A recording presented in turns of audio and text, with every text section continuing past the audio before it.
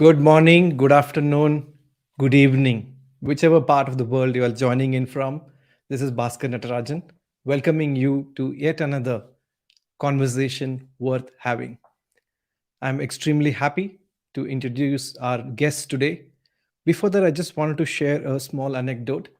This is year 2008 when I met this lady. She traveled all the way into Hyderabad from her hometown. That's back in US, and she taught us something very profound: Mobile Team Challenge, which is a ropes learning course using appreciative inquiry methodology. What a fun it was! It was right, and all of us in our leadership team, we enjoyed getting certified as a ropes facilitator. And till date in 2023, I keep using some of these activities nuggets. I still carry many of these props even after these many years. It gives me great pleasure to say that when a student is ready, teacher appears.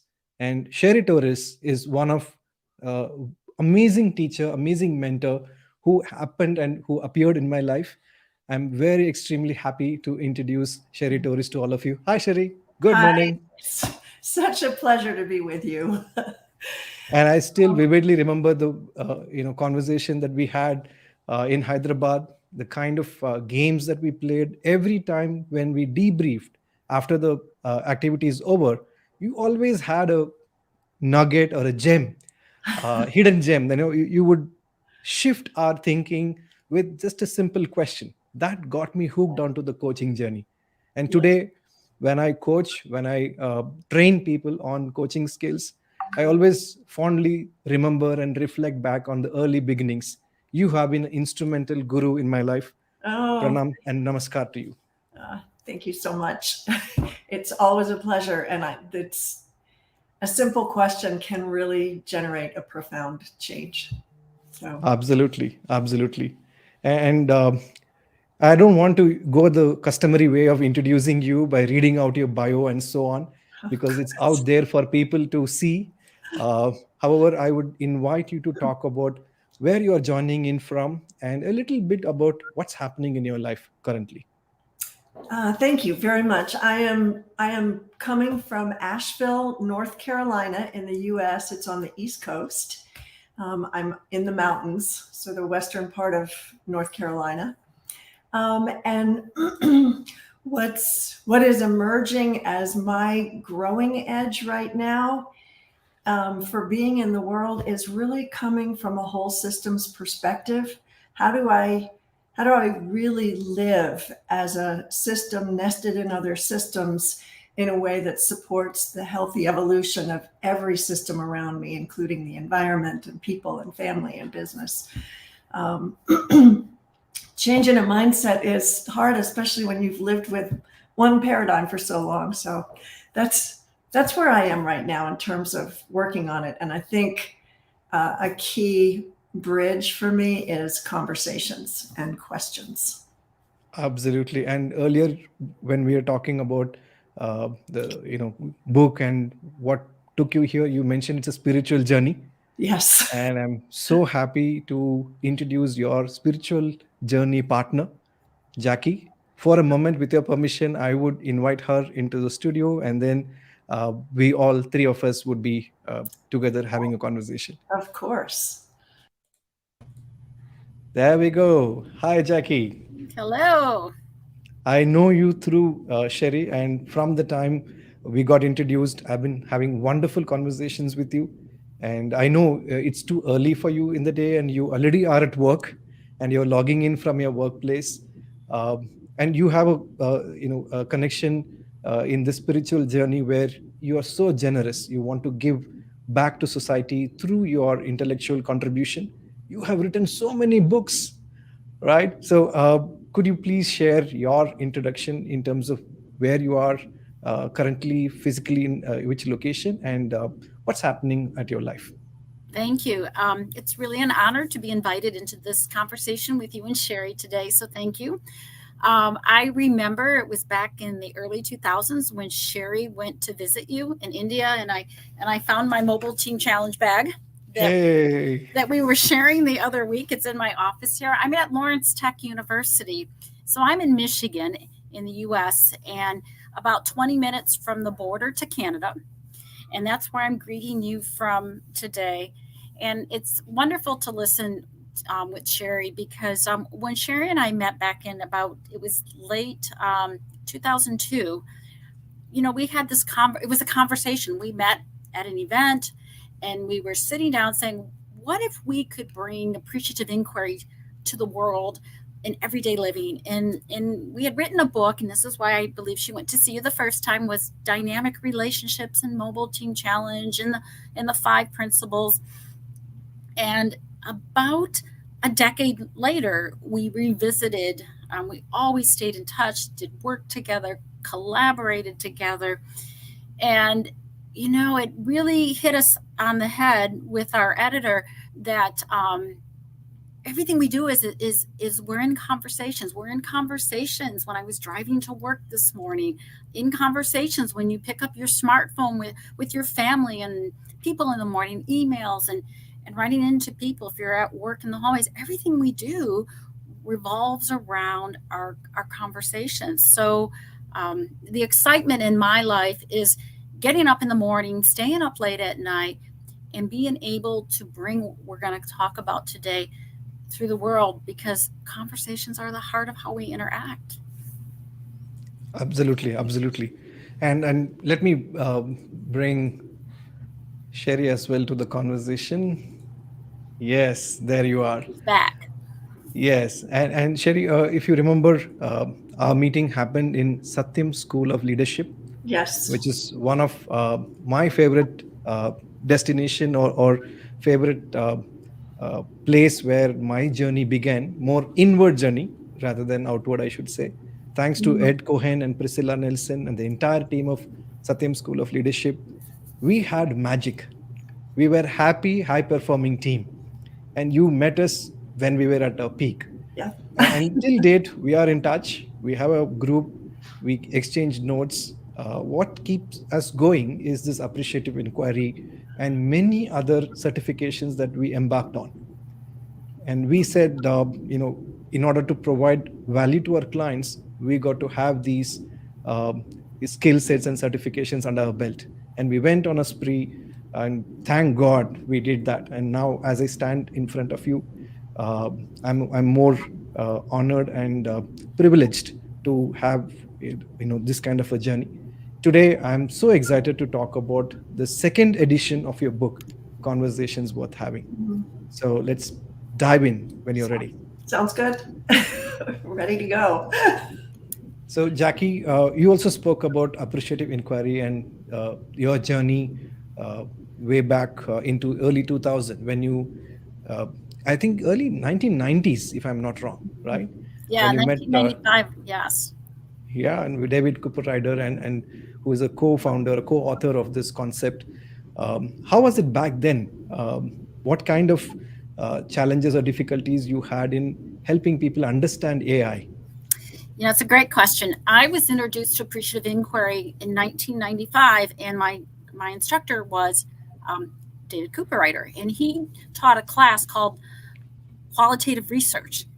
And the main topic was appreciative ways of knowing. So there was no 4 or 5D cycle back then. And it was simply a way of asking questions so that we could do our research. And Ron Fry, David's mentor and dissertation chair at that time, taught a class called Appreciative Management and Leadership. And I remember it was a book written in the early 90s. It was an old red book about appreciative management and leadership. So there might have only been 16 articles, 16 book chapters on it. And that's how it started. And before I knew a lot of people thought AI was just about being positive. And in the early 90s, they're like, why are you going to do your research in there? That's just positivity. But if you start to go deep, AI is all about how you ask questions and what the word appreciative means to add value and value people. And that's how my journey into appreciative inquiry started. I was able to work with David on projects as a doctoral student, still working in industry, but going to the doctorate of management program. And one of the highlights was I remember when I wanted to write about the principles, he didn't have time, and Cheri and I were introduced to each other, and I met Cheri in, I think it was November of 2002. And everything just unfolded. To be able to have someone in your life for that long that is willing to have the patience and the grace and to work with you as we figured this out. The dream where we're living now with Conversations was, how do we bring appreciative inquiry into daily living? And that's how it all started. Right. And today, when people hear about AI, they think it's artificial intelligence. And that could be a good way to gain people's attention as well, right? When we talk about AI in the early 2000s, only consultants and OD, organizational development specialists, were using it. It's more like an intervention, like what you see on the screen, the 5D approach. You define, then you discover, dream the destination where you want to be, then design the pathway, and finally there's a destiny. And I'm sure this has gone through evolution. It started as a 4D, then a 5D, and now there's so much of literature, evidence, scientific backed evidence, which is available now for this strength-based movement. And in your book, you also talk about VIA, strength or character strengths assessment. You also talk about strength-based movement by Clifton, Strength Finder. All of these positive psychology approach evolved together at the same or similar timeline. And people were tired of studying illness, DSM classification 4, and so on.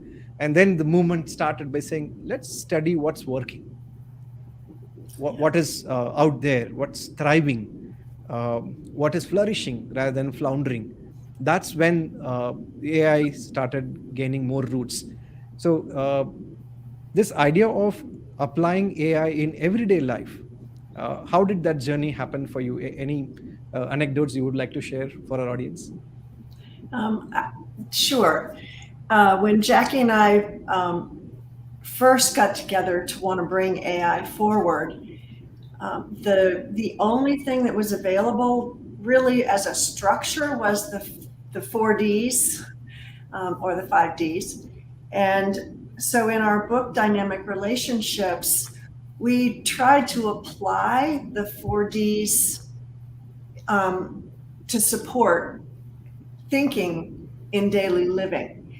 And it was a little awkward. I think living the principles was more on target in that book. But then 10 years later, when we went to write, we were going to update that book and then realized we can't update that book. We're not thinking that way anymore. And so we were by then thinking that AI was a set of practices, and we had 4 practices to match the 4Ds. And we thought since early 2000s that it was all about relationships. And it is all about relationships, but the mechanism wasn't to focus on relationships. And our Barrett Kohler, who published the book, really wanted a book that would be out there for the general public to be able to use appreciative inquiry because they saw the value. And our editor, Steve Parasante, read our first draft and said, you can't have 4 practices. People won't practice 4 practices. If you can get it to 1, that's what we need, but no more than 2. And so for us, that was kind of like, okay, well, it has to be inquiry and framing. Those have to be the 2 practices. And we were trying to figure out what is the mechanism of those 2 things to support relationships. And we were using a 2x2 to try to make it simple. And I think we sent 3 different drafts for the first 3 chapters back to Steve, and he would reply to each one of them, nope, that's not it. Nope, that's not it. And after the 3rd one, we're saying, tell us what it is. He said, I don't know what it is. I just know what it's not. And then suddenly, all of a sudden, in looking at the 2x2 matrix, we suddenly became aware that this was about the conversation, and that was the central focus for building relationship, for creating change, and Steve was like, "That's it. Write the book." And so and you mentioned that I had talked about a spiritual journey. It feels more like this is coming through us. All of the work that we've been doing, we started out to just write a book, a second book, and that was it. And then people came and said, "Do you offer training? This is simple, but it's not easy." We're like, "We could do that." And then, "I want to teach others how to do this. Do you offer certification?" We're like, "Well, I guess." I mean, it has taken on a life of its own through people wanting to help spread this. And so that's why this feels like this is what's wanting to come through into the world right now, to put the ability for people to consciously create positive change in their lives, in their worlds, in their organizations and relationships. Wow. Thanks. You're welcome. Thanks, Cheri. Jackie, you would like to add? No, I think Cheri said it beautifully. I'll tell you a story. I was walking in the university bookstore yesterday, and textbooks are so incredibly expensive, all of them, engineering, business. And we use the book in our introduction to management. It's taught to engineers, architects, business students. And it was really nice to see on the bookshelf a book that only cost US dollars $19.95 and not $130. And I think that was one of the other things we thought about, is how do we get this affordable and pull ways out to people? Because, who wants to spend $90 on a book or $45 on a book? So I think that was just that story yesterday when I saw the book in the bookstore and thought, that's the cheapest book in the bookstore. And the most valuable. Yes. The price and value are not comparable. Not at all. And at this point in time, I would like to bring attention to all those who are listening and watching this show. There's a 20-odd page toolkit which is available for you to download from the website. You just have to type CWH.today. It'll automatically redirect you to Conversations Worth Having website, where you look for the toolkit, you download that, and go directly head towards the YouTube channel. There are 4 very specific, short, crisp, 10-minute or less kind of videos, which will guide you through the process. Even if you don't buy the book, which I would definitely recommend you to buy the book, either a Kindle or the hard copy version, because you're going to mark and make highlights, and it's a treasurable addition to your library. I can guarantee that from my experience. I still have the first edition with me, and the second edition I have moved into Kindle. This is a wonderful resource to have. With those 4 videos and the toolkit, you would benefit a lot. You would learn more about the 2 approaches which Cheri talked about. How can we use some of the techniques like flipping, bringing the positive spin to what we are working on, a challenge or aspiration that we are chasing. And also you will learn about 5 principles of AI, which are applicable to any life, whether you're a teacher or a parent or a leader handling a small or a large team. It doesn't matter. These are evergreen principles which would hold steadfast, come what may. Even a pandemic has not been able to shift these principles. Right? Maybe so something you would like to add on to our audience on these principles, either of you? I would just say that the principles are in effect in your conversations, regardless of what you're talking about. So the principles are not instructing you in how to have a conversation. For example, the first principle, which underlies all of appreciative inquiry, is the constructionist principle, which basically says we are making up our social systems through our conversations and the way we make meaning together. That's the principle. And so if you're having conversations about problems and what's wrong, that's going to be the meaning in your life. But if you're having conversations about what you want more of and where you want to go and how you can expand and be innovative, then you'll create that social system. So the principles really, every one of them suggest that our words and our conversations and our thoughts are the most powerful thing in guiding the world around us. And we have that capacity to consciously create a world that works for everybody. Or not. And the principles will tell you, if you're not working on that, they will tell you what direction you're going to move in. True. I would just add to what Cheri's saying. There's a quote in the first chapter, David Cooper writers. He says, people in organizations flourish or flounder one conversation at a time. So what you're saying to people really matters.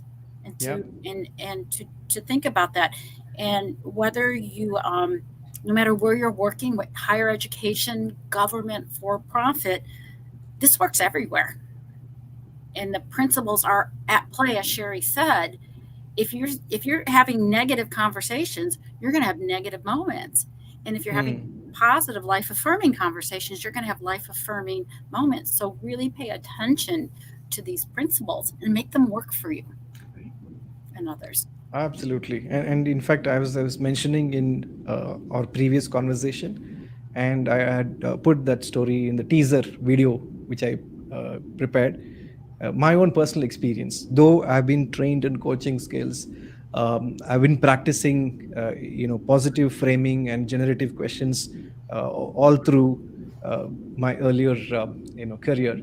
When I started my journey as an operations leader, it all went out of window. Right? As they say, in the best plan in any army stands good till the first bullet is fired. Right? Yes. Or the plan goes out. So same thing happened, and I realized that yes, for leaders, it's a good reminder. Whether you're a CEO or a CXO or even an entry-level employee who has got the leadership opportunity as an individual contributor. It's not the position or the title we are talking about. It's about the role that you play and the mindset with which you work. This is a very profound shift in the way we are having conversation, right? And I want to read out a short paragraph from the book where in the foreword, David Cooper talks about Visa CEO and founder Dee Hock, and he talks about leaving one of his meetings with the following thought: I have never seen a CEO giving so much time and positive energy to each conversation, with such purity of attention, curiosity, velocity, mutual inquiry across boundaries, getting everyone engaged like a contact sport, inviting full voice, and modeling the beginner's mind with real listening. Everyone felt appreciated, honored, elevated, and heard. What an amazing experience, right? And I know we all have experienced such leaders, and every one of us want to aspire to be one in the room. So where do we begin? There is a boot camp that you both run, I believe. I have signed up for that boot camp. There's upcoming session. I think that's open for all. It's a virtual program. Would you like to talk about it and encourage people to make use of that, please? Sure. The boot camp and the name came about because the CEO of LinkedIn at one point pre-pandemic said, it was a very short article, but he said, we can teach people to code, and we've got lots of coders and we've got lots of technologists, but the future is going to depend upon communication boot camps, because that's where we're having the issues. And so we took his advice and created conversation boot camps. So they're high intensive, highly experiential, because the book tells you how, And so we don't need to reiterate all of the how. We do that just enough and then dive into application and practice. And we've got one conversation boot camp, which is about the Conversations Worth Having book. And then we have a strategic conversations boot camp also, which draws upon Jackie's Learning to SOAR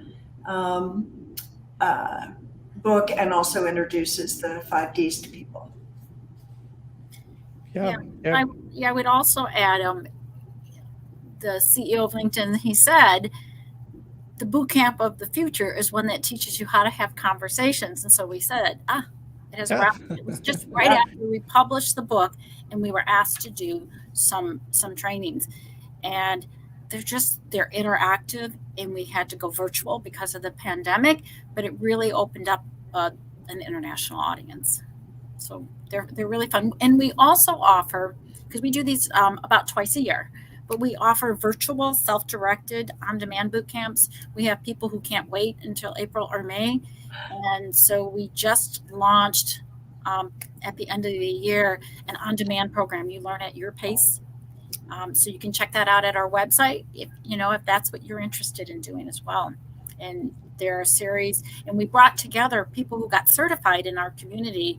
There are not only just Cheri and I, but I want to say 7 other of our certified Conversations Worth Having practitioners from different industries and parts of the country and Canada that have helped us put the series together. Absolutely. And also the Monday Kickstarters. Yeah. That's starting soon. Yes. And that's an opportunity to show up just for 30 minutes. And if you've got a situation, it's like, how do I talk about this in an appreciative frame? Those are 30-minute working sessions to support practice, and they're free. Right. So the moment I announced that I'm having conversation with both of you, a lot of questions started pouring in, and I would like to play some of them. Is that okay? Yeah. So this is from Deepak Soni, who is handling a portfolio called Chief Growth Officer. He says, isn't AI an overly optimistic approach? Are there case studies where AI was leveraged to solve for what's not working and in a way fix the root cause and not symptoms? You want to take that, Jackie? Yeah, we get that question all the time. It's a great question. That's why I shared through it this way. And we said this earlier, isn't AI an over-optimistic approach? And if you don't know much about appreciative inquiry, you start thinking it's all about the positive. And AI is not just about the positive. Positivity is one of the 5 principles. So it's only like 20% of the equation here. And think about it that AI is not about ignoring your problems, your situations, your challenges. It's approaching it from the perspective of I value you, I value the situation. How might we have a conversation? It's the generative questions we ask that are about taking your problems and co-creating solutions. So when you get back to the question, is it an overly optimistic approach? No, but yes, there's a lot of optimism in there and hope in there. And then the second part are these case studies where AI was leveraged for what's not working. What comes to my mind is the flip. And people will, and you have to let them tell you their problems and what's not working. And then you have to tune in and say, I hear what you're saying, what's wrong. Well, let's talk about what do you want to see happen? And they will name their problems, and just, you're almost flipping it, which is easy, to the positive opposite. But if that was true, what do we really want to be talking about here? And that's kind of, I call it the graceful nature of the flip. You name it, you flip it, you frame it. Cheri, what would you add to that? I would add that appreciative inquiry is more about being generative than positive. Yes. Positivity is the result. When you use appreciative inquiry, everybody they feel more positive. They have greater access to connecting with one another, to energy, to their creativity. And so there's this sense of positivity that results in the conversation. But AI is really a very, I even want to say a hardcore approach to addressing real and serious problems, but not addressing them from a narrow, let's fix this. Instead, to say, what is, okay, this is the problem. What is the real issue here? And kind of widen the view using generative questions to what is it that we're after? What does the customer actually need? Broaden it back to where sometimes the topic that gets inquired into an appreciative inquiry completely eclipses the problem. You don't have to fix it anymore because you have now innovated something that is more desirable by the customer or by the organization itself. And even in the course of an appreciative conversation around problem solving, once you land on, maybe you land on several possible solutions, a generative question might even be to say, so what, as we look at each one of these, what are the concerns that come to you? What are the obstacles you think we're going to have to cross? Okay, imagine we're on the other side of that obstacle. What did we do?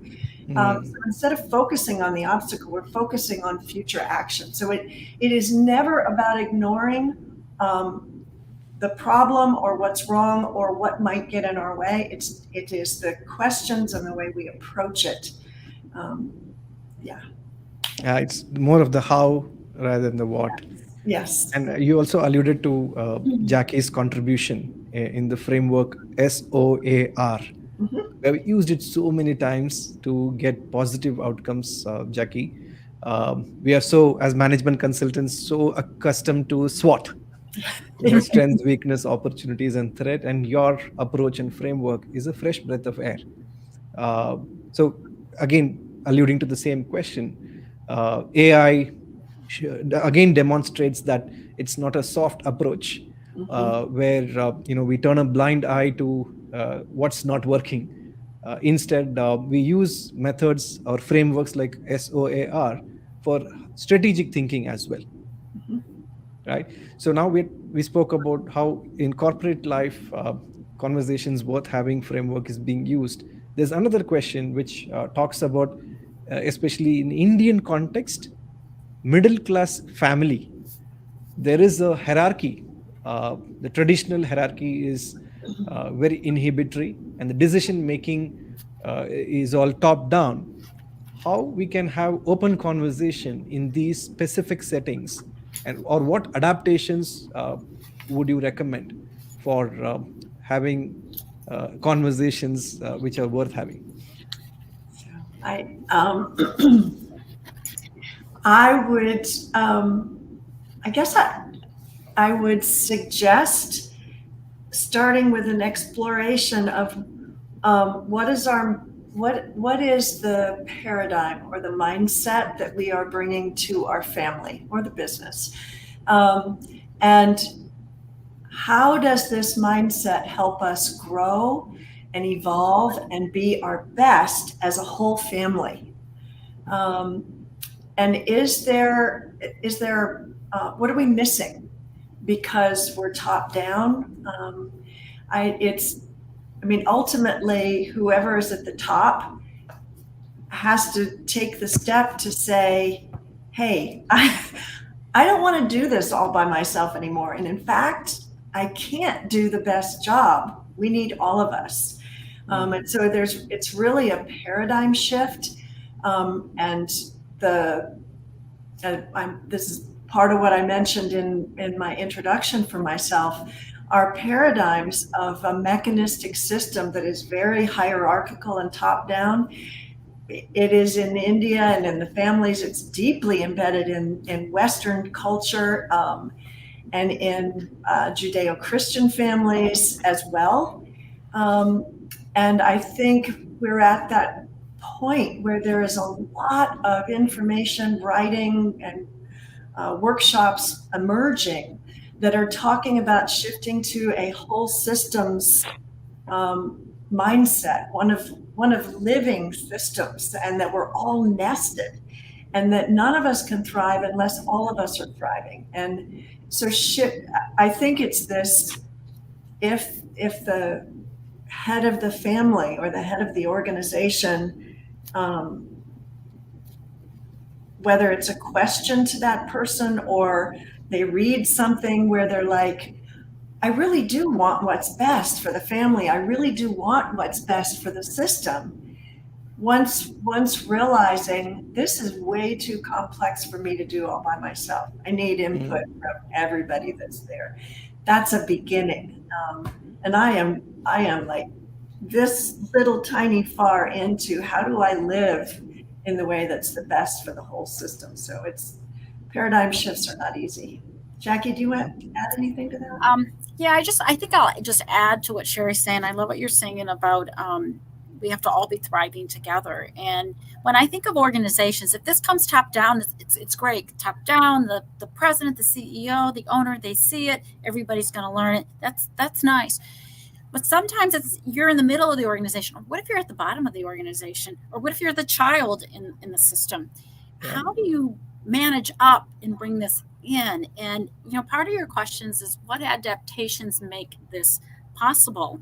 And if you're trying to bring in change from the side, or is just when I think about the second edition and we wrote about tuning in, it's being self-aware of where am I, but being other aware and asking both of you, well, where are you, and learning to be deep listening. And we talk about the tuning in technique, that just pausing. If I just tell you to pause, everybody listening, I'm already taking you to a better place. I'm resetting the parasympathetic system in you. And then if I ask you, let's just pause, let's just take a deep breath, I am again resetting your body mindset, so that, as Cheri said, I'm widening the screen and opening you. Now it's time to get curious together. And then you can start asking these practices of generative questions and framing, because you're bringing in the people that are in the conversation with you to a better state and place, so that we can surface assumptions or make the invisible visible. Absolutely. And wherever power resides at the top, the status is there's so much of fear involved in the system. Yes. That is driving the momentum, and it is favoring those who are at the top. And now we are talking about creating psychologically safe atmosphere, even at work, at home. This neuroscience of the fear and cerebral cortex region, how do we activate, and what is the role of hormone, whether it is dopamine, oxytocin, serotonin, or epinephrine. All of these are now becoming common knowledge. People are talking about it. There's so much of awareness that's getting created. I think it's only a matter of time when it reaches families, where the youngsters and the 70s or 80s kids, they talk about it at home and create an environment where it's psychologically safe for people to open up, challenge the status quo. Like as you said, make the invisible visible, having those generative questions, which will keep the system in mind and create new knowledge. That's the way forward, I believe. Yeah. And not all middle class Indian families are experiencing this. That's another perspective I want to bring in. Like you said, in West or East, there are families which are waking up to the reality that it is important to create a psychologically safe environment for families to thrive. Yes. And no better time than pandemic, we learned it. Can I want to share just a quick story to one of the things that we find with people who are attending our boot camps is the first place they tend to practice is in their homes. Yep. And in the most recent training that I did in Ecuador, there was a woman who'd been basically estranged from her kids because she was always telling. She was the top-down mother. And her kids were adult kids, and she was still doing that to them. And she showed up for the second day, and she said, I called each one of my kids last night and I just listened and I asked generative questions. And she started to cry and she said, they totally opened up and shared with me things they've never shared before. And Right. every conversation was ended with, I love you. And she said, oh my God, it's so simple. That's Absolutely. I think we are fighting the ignorance of Wow. people rather than people themselves, right? Yes, yeah. It's a culture. It's Absolutely. a culture.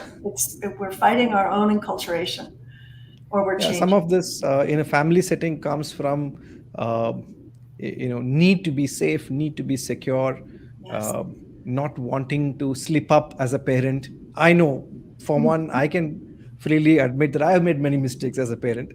I know where I could have been a better father, and I'm getting better at it as we move forward, one day at a time, one conversation at a time. Yes. So coming back to the corporate world, there is a lot of questions about remote or hybrid, Mhm. workplace. Nowadays, it's so difficult to have these conversations because leaders and teams are shifting from one meeting to another without even having a break, where the team members believe that they are highly productive, where leaders feel that there's a gap there, and people could be doing better. The second aspect of remote working is networking and politics, organizational politics, in a positive way. What's happening in my company, which direction, what the big picture. For knowing all of this, we need conversations. So are there any experiences and tips that you have for people working in remote setting? that's an interesting that's a hot topic. I'm just commuting in this morning on the radio, in the news. It was and I don't remember which organization it was on NPR, but they were talking about right now. This is the same problem that we've been dealing with for 2 years. Is employers are, I want you in the office, or I want you in 4 days a week, and employers are like, no, no, no, no, no.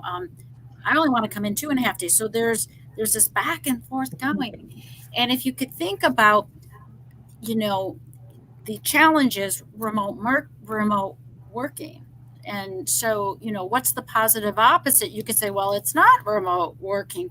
But if you think about the frame, is it's about how do we manage the new work environment of collaborative working. Let's take out the word remote for a moment and let's talk about times that you did work well remotely, but let's not us for and for remember times when we come together and why we need to come together. And so when you begin to design and have those conversations with the employers and the employees, then you design what they're calling a hybrid working environment or a collaborative. And we're not so much focusing on who's remote and not.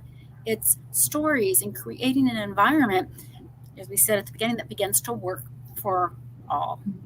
Because if you want to Absolutely. keep really good talent, you've got to create a really great working environment. Absolutely. And many examples that you have sprinkled across the chapters um, speak very well to such a situation, especially one where a team member who comes late for Wednesday meetings, uh, and how the manager prepares the conversation only to find out that Wednesday is a day where she had to pick up or drop kid in the daycare. Her husband couldn't do that, and she invariably did not speak up, saying, "Hey, Wednesdays don't work for me." And team or the leader did not ask, "What's keeping you away from meetings? You are generally on time, and you show up in all the meetings only on Wednesdays. What's the challenge?" Right? So this conversation, uh, generative one, led to mutual understanding, and all the parties involved realized that what they could do differently. This made the invisible visible, right? So this is a pattern that's playing in all the remote teams all across. And many a times I also wonder, to add challenge to the mix, you have 5 generations of people working in the same work setting. Yes. Right? That again throws a different challenge in terms of what kind of conversations we could have. Are there any anecdotes or experiences you would like to share on handling multi generations in the same work setting? What kind of conversations, or what challenges, or what kind of tips that you have? I think I think there are likely to be a couple of challenges. One is to stereotype people into their generation, and make an assumption that that's how they're showing up and that's who they are. And the other, I think, potential obstacle is thinking I have to do something different for each person. And so again, it's a person feeling like I have to control or manipulate or manage people. But people aren't there to be managed. People are there to work collaboratively to be productive together, to achieve whatever it is the organization is trying to achieve. And every person has a unique gift. And so getting, as a leader, I think getting curious about the people you're working with and not focusing all your conversations just on the doing, but also who is this person? What are their gifts? What are their hopes? To see each one of your employees as a whole person and not a single behavior or a single action. And if there's something you need to address, to be looking at, asking yourself, I wonder where that came from. Like the example you just gave, she's ordinarily on time. What is it about Wednesday? So seeing the whole. And years ago, there was managing by walking around. Yes. And there's the potential for managing by having conversations, and that seeing yourself as a leader more as a resource, and less as the authority. And so even in those remote situations and everybody's short of time, if you take 5 minutes to build relationships at the beginning and 2 minutes to reconnect at the end, your time in the middle is going to go much faster and be more generative and energetic. Absolutely. Connect before you correct. Yes. Fantastic. I think this reminds me of one of my favorite, OD specialist, Edgar Schein. He wrote this book, Humble Leadership. Yes. And he also have a series of books in that order. There's one more, Humble Inquiry. It talks about asking questions from the place of curiosity, rather than having prior knowledge or trying to test the other person. Yes. Yeah. So on that note, I want to segue into the next question by Samir. Just inquisitive on a thought. Having good listening skills is a prerequisite to constructive and engaging conversation. Good leaders are also good listeners. Yes. And his question is, how much of this listening skill is inborn and how much can be acquired? What a great question, and also a great observation. Jackie, you want to take first shot at this? Yeah, it reminds me of our leaders born or made. Yeah. Yes. And that's what I think listening is some people are great listeners. And I wrote down, what am I working on? I'm working on being a better listener. And I think I'm a pretty good listener. So listening skills, some are naturally really good listeners. And you have to work at it. I was teaching to students yesterday, and I said, I want you all to come to class with, what's this? And they're like, a pen and a small notebook, because everything's done on the computer or on their phones. And I said, and I read something that the art of writing something down goes to your brain. It stays there. And so, even asking people, can you just listen for a minute and just write your thoughts down? So yes, it's kind of a both and. Yeah, and I also think that the more safe and secure somebody feels, the easier it is for them to listen. When you are in a place where you feel like, I have to have the answer, I have to be right, when am I going to add my, you're all worried about yourself. You're not listening. You're looking for an opening so you can jump in there. But if you're feeling confident and secure, anybody can learn to be a really good listener. It's getting out of that place of fear and into the prefrontal cortex, into the part of your brain where you can actually access emotional intelligence. In fact, you devote a complete chapter on this. It's not magic, it's science. Yeah. Where there you talk about neuroscience. And Samir, that's a good news for all of us as leaders. Neuroscience has time and again proven in the last decade or so that there is something called neuroplasticity. Our brains, neurons are really, really flexible, and it can learn. And one thought I would like to add, what Cheri mentioned, is keeping acronym in mind while listening. It's called WAIT, WAIT. So one interpretation is, why am I talking when the other person is sharing their thought or inputs? The second interpretation is, why am I thinking in my head while the other person is talking? Am I thinking about what next question I should ask, or how I can counter this? How can I be one up than the other person in front of me to show my superiority? Though this is something that's coming in the way of our listening. Yeah. So we have to just wait. And I'm sure it's a journey.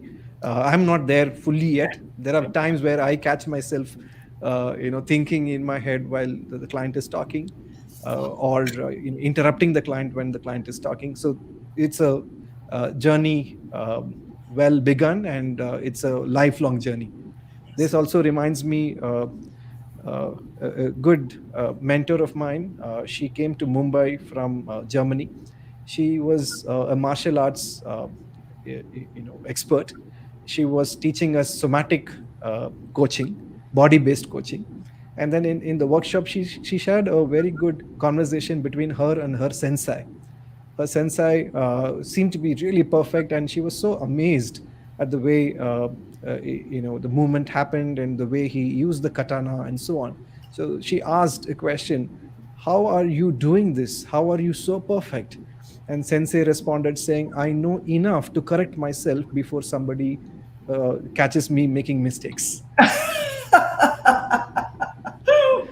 Right? So I think conversations worth having is all about knowing enough and keep practicing, keep the feedback flowing, so that we can correct ourselves before anyone can catch us making those mistakes.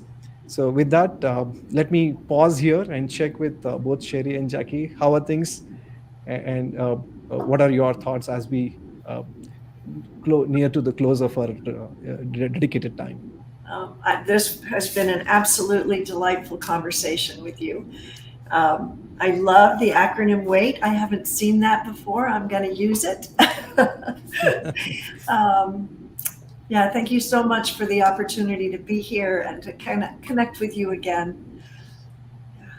Thank you. Thank you so much. Jackie? Yeah, I just want to thank you for your questions, for your stories, and just the time. I know how precious time is for people. So, some of you are ending your day, some of you are in the middle of the day, and some of you are starting your day. So just thank you. And just remember, what you think and what you say and what you do matters. Yes. And the coherence also matters. That's what integrity is all about. Yes. Thinking, talking, and doing. When it's all in absolute coherence, I think we are living our dream. Thank you. Thank you so much for this opportunity and being here. Really appreciate every sharing that you have shared with us, the stories that you have sprinkled across the book. And I would urge every listener, every person who is watching this, please do get a copy of this for your library, whether it's a digital copy or in a paper copy, and also benefit from the freely available downloadable material on the website. All you have to do is just type CWH.today, right? And you will be having access to all of this at an affordable time, and all you have to do is just take time, right? So thank you so much, and until we meet again, if you are watching this on YouTube, I will urge you to please do subscribe so that we meet again with more such experts, and make this a better place, and we be a better version of ourselves. Thank you. Thank You you. so much. You.